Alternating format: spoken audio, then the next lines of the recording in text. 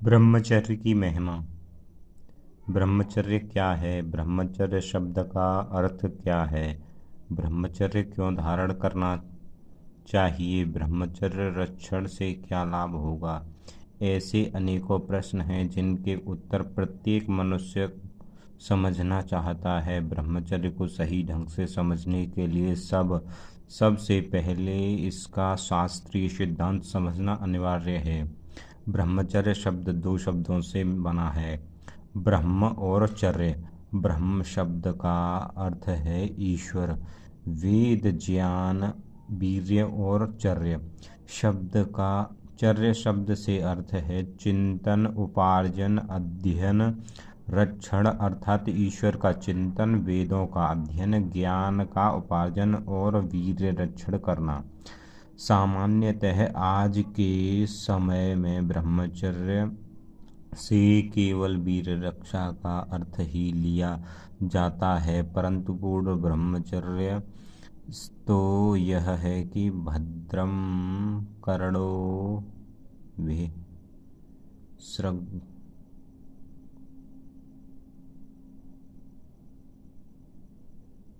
शृणुयाम देवा भद्रम पश्चिमाच्छवीर्यजतः।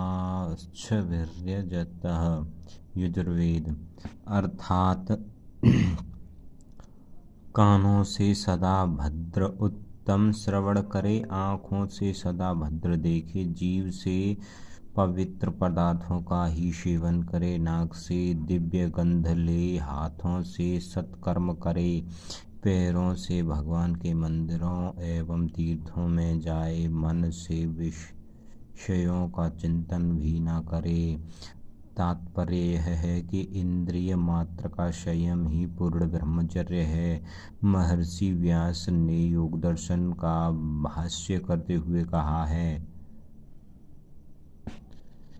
यह अत्यंत दुख का विषय है जिस भारतवर्ष में कभी ब्रह्मचर्य ही जीवन की रीढ़ हुआ करता था, जहाँ ब्रह्मचारियों का गौरवपूर्ण स्थान था, आज वहीं भारत ब्रह्मचर्य के अभाव से जर्जर होता जा रहा है। इस भूमि ने कभी वीर्य, शक्ति, संयम और आत्मबल के बल पर ऋषियों, मुनियों और महान आत्माओं को जन्म दिया। आज वही भूमि वीरहीनता और सत्वहीनता के कारण मानसिक, नैतिक और आत्मिक पतन की ओर बढ़ रही है।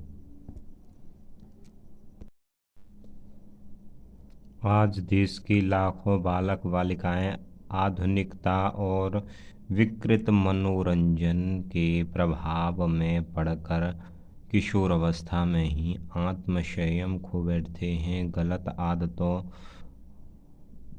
असंयमित आचरण और अशुद्ध विचारों के कारण वे युवावस्था में पहुंचने से पहले ही अपनी अमूल्य वीर शक्ति को नष्ट कर बैठते हैं। परिणाम स्वरूप वे बुद्धि, बल, तेज, ओज और उत्साह से हीन हो जाते हैं और वे जीवन की दौड़ में पिछड़ने लगते हैं। यह स्थिति न केवल व्यक्तिगत पतन है बल्कि राष्ट्र, ऊर्जा, प्रतिभा और भविष्य के लिए भी एक गंभीर संकट है। ब्रह्मचर्य का पुनर्जागरण ही इस संकट से उबरने का मार्ग है। यही शारीरिक, मानसिक और आत्मिक पुनरुत्थान की कुंजी है। संयम, नियम, साधना, सुख और मनुष्यत्व का व्यापक क्षय हो रहा है। देश के युवाओं की सुरक्षा केवल ब्रह्मचर्य से ही संभव है। प्रत्येक व्यक्ति में आत्मिक, मानसिक और शारीरिक तीन प्रमुख शक्तियाँ विद्यमान होती हैं, जिनका संरक्षण ईश्वर, वेद और वीर्य की समुचित रक्षा से घनिष्ठ रूप से जुड़ा हुआ है। ईश्वर का संबंध आत्मिक शक्ति से, वेद ज्ञान का मानसिक शक्ति से और वीर्य रक्षण का संबंध शारीरिक शक्ति से है। ईश्वर शक्ति के बिना आत्मिक शक्ति नहीं बढ़ सकती, वेद ज्ञान के बिना मानसिक शक्ति नहीं बढ़ सकती और वीर रक्षण के बिना शारीरिक शक्ति स्थिर नहीं रह सकती। इसीलिए आत्मिक शक्ति, मानसिक तेज और शारीरिक वीर्य को सदा सुरक्षित रखना, कभी भी भोगों में गिरा कर उसका क्षय न होने देना, यही ब्रह्मचर्य का कठिन तप है। अर्थात ब्रह्मचर्य व्रत में स्थित रहने से तनिक भी भय नहीं रहता। धर्मशास्त्रों के अनुसार मानव जीवन को 4 आश्रमों में विभाजित किया गया है: ब्रह्मचर्य, गृहस्थ, वानप्रस्थ और संन्यास। इन चारों आश्रमों का उद्देश्य जीवन के भिन्न चरणों में धर्म, अर्थ, काम और मोक्ष की प्राप्ति को संतुलित रूप से साधना है। इनमें प्रथम आश्रम ब्रह्मचर्य आश्रम कहलाता है। यह जीवन का प्रारंभिक चरण होता है जो विद्या,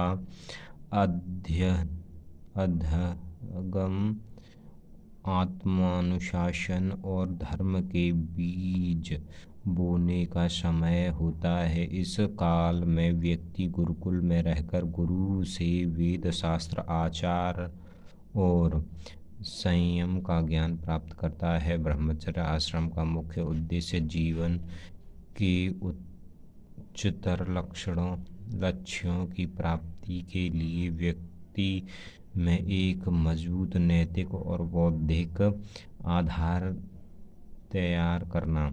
इसके बाद गृहस्थाश्रम आता है जो समाज में कर्तव्यों का पालन करते हुए धर्म, अर्थ और काम की सिद्धि का समय होता है।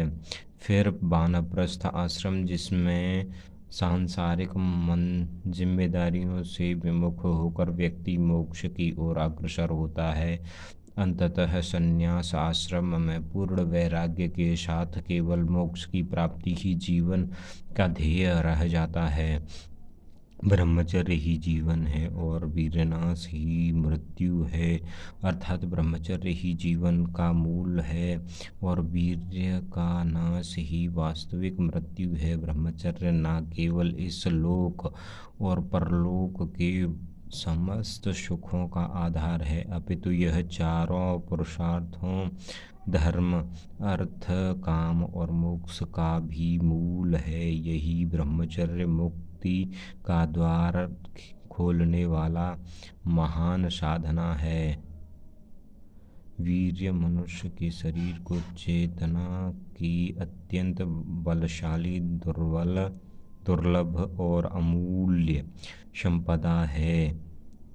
इसी दिव्य शक्ति के संरक्षण से मनुष्य देवत्व को प्राप्त करता है और इसके नाश से वह अधःपतन की ओर बढ़ता है। वीर्य की रक्षा से ऊर्ज, तेज, धैर्य, बुद्धि, स्मृति और आत्मबल की वृद्धि होती है। जिस पुरुष ने ब्रह्मचर्य का पालन नहीं किया वह ब्रह्म रूप से बाह्य रूप से चाहे जितना सफल दिखाई दे, परंतु आत्मिक और चारित्रिक दृष्टि से कभी भी उच्च पद को प्राप्त नहीं कर सकता। ब्रह्मचर्य के बिना ना तो आत्म साक्षात्कार संभव है, ना ही स्थायी शांति और मोक्ष की प्राप्ति। इसलिए कहा गया है, ब्रह्मचर्य ही जीवन की ऊंचाइयों